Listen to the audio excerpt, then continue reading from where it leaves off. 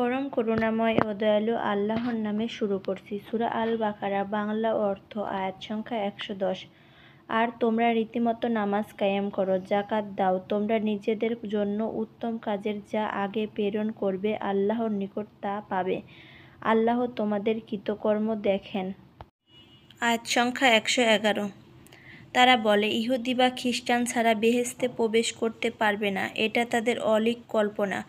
আপনি বলুন, যদি সত্যবাদী হও তবে প্রমাণ পেশ করো। আয়াত সংখ্যা ১১২। হ্যাঁ, যে কেউ আল্লাহর সমর্পিত এবং সৎকর্মপরায়ণ হয় তবে তার ফল রয়েছে তার রবের নিকট, আর তাদের নেই কোনো ভয় আর না তারা দুঃখিত হবে। আয়াত সংখ্যা ১১৩। আর ইহুদিরা বলতে লাগলো, খ্রিস্টানরা সত্যের ওপর নেই। খ্রিস্টানরাও বলতে লাগলো, ইহুদিরা সত্যের ওপর নেই, অথচ তারা সবাই আসমানি কিতাব পাঠ করে। এমনি করে যা কিছু জানে না তারাও তাদের কথার অনুরূপ বলতে লাগলো। তারা পরস্পরের মধ্যে যে সব বিষয় নিয়ে মতভেদ করেছিল, আল্লাহই কিয়ামতের দিন সেসবের মীমাংসা করে দিবেন। আয়াত সংখ্যা ১১৪। যে ব্যক্তি আল্লাহর মসজিদে আল্লাহর নাম নিতে বাধা দেয় এবং তা বিনাশের চেষ্টা করে, তার চেয়ে বড় জালিম আর কি আছে। তাদের তো কখনো এতে প্রবেশ করা উচিত ছিল না, ভীতি সন্তুষ্ট না হয়ে। এরূপ লোকের জন্য আছে দুনিয়াতে অবমাননা, আর আখিরাতেও আছে তাদের জন্য কঠিন শাস্তি। আয়াত সংখ্যা ১১৫। আর পূর্ব ও পশ্চিম আল্লাহরই আধিপত্যে, তুমি যেদিকে মুখ করো সেদিকেই আল্লাহ আছেন। আল্লাহ সর্বব্যাপী, মহাজ্ঞানী। আয়াত সংখ্যা ১১৬। আর তারা বলল, আল্লাহ সন্তান গ্রহণ করেছেন, এসব থেকে তিনি পবিত্র, বরং আসমান ও জমিনের যা কিছু আছে সব কিছু তারই অনুগত। আয়াত সংখ্যা ১১৭। আসমান ও জমিনে তিনি অস্তিত্বহীন থেকে অস্তিত্বের আনয়নকারী, স্রষ্টা। যখন তিনি কিছু করতে চান তখন বলে, হও, আর তা হয়ে যায়। আয়াত সংখ্যা ১১৮। আর যারা কিছু জানে না তারা বলে, আল্লাহ আমাদের সঙ্গে কথা কেন বলেন না, বা কোনো নির্দেশন কেন আসে না। পূর্বের লোকেরাও তাদের মতো বলতো।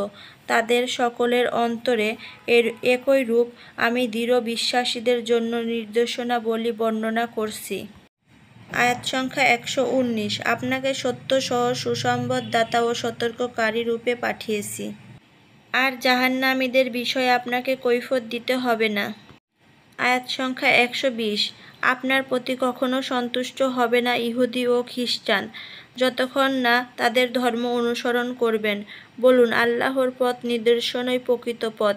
জ্ঞান লাভের পর আপনি যদি তাদের প্রবৃত্তির অনুসারী হন তবে আল্লাহর কবল থেকে আপনার কেউ উদ্ধারকারী বা সাহায্যকারী পাবেন না। আয়াত সংখ্যা ১২১। যাদেরকে আমি কিতাব প্রদান করলাম তারা যথাযথভাবে তা তেলাওয়াত করে, তারাই এতে বিশ্বাস করে, আর যারা তা প্রত্যাখ্যান করে তারাই ক্ষতিগ্রস্ত। আয়াত সংখ্যা ১২২।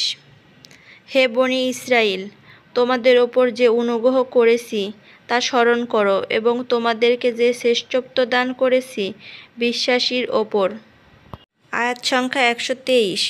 তোমরা সেদিনকে ভয় করো যেদিন কেউ কারো কোনো উপকারে আসবে না, আর না কারো পক্ষ হতে কোনো বিনিময় গৃহীত হবে, না কারো কোনো সুপারিশ কাজে আসবে, আর না সাহায্যপ্রাপ্ত হবে। আয়াত সংখ্যা ১২৪।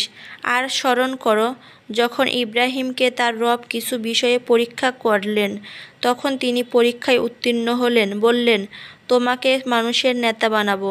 বলল, আমার বংশ হতেও? বললেন, আমার ওয়াদা জালিমদের জন্য নয়।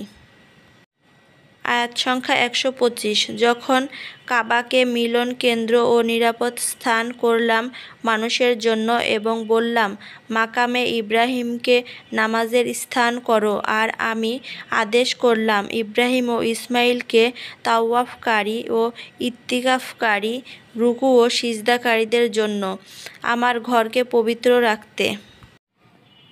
আয়াত সংখ্যা ১২৬। আর স্মরণ করো যখন ইব্রাহিম বলল, হে আমার রব, একে নিরাপদ শহরে পরিণত করো আর প্রদান করো আল্লাহ ও কিয়ামত দিবসে বিশ্বাসীকে ফলমূল হতে জীবিকা।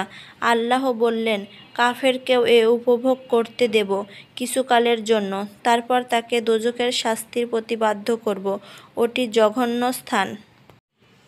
আয়াত সংখ্যা 127। আর যখন ইব্রাহিম ও ইসমাইল কাবা ঘরের ভিত্তি গাঁথছিল, তখন তারা দোয়া করছিল, হে রব, আমাদের এ প্রচেষ্টা কবুল করুন, নিশ্চয় আপনি সর্বশ্রোতা জ্ঞানী। আয়াত সংখ্যা 128। হে রব, আমাদেরকে আপনার অনুগত বানান, আমাদের বংশেও একটি মুসলিম উম্মত করুন, শিখিয়ে দিন হজের আহকাম এবং ক্ষমা করে দিন, আপনি তো ক্ষমাশীল দয়ালু। আয়াত সংখ্যা 129। হে আমাদের রব, আমাদের মধ্য হতে রাসূল প্রেরণ করুন, যিনি আয়াত পড়বেন তাদেরকে কিতাব ও হিকমত শিক্ষা প্রদান করবেন এবং তাদেরকে পবিত্র করবেন, নিশ্চয় আপনি পরাক্রমশালী জ্ঞানী। আয়াত সংখ্যা 130। আর যে নির্বোধ হয়েছে সে ছাড়া ইব্রাহিমের মিল্লাত হতে কে বিমুখ হবে? আমি তাকেও এ জগতে মনোনীত করেছি, আর আখিরাতেও সে হবে সৎকর্মশীলদের অন্তর্ভুক্ত।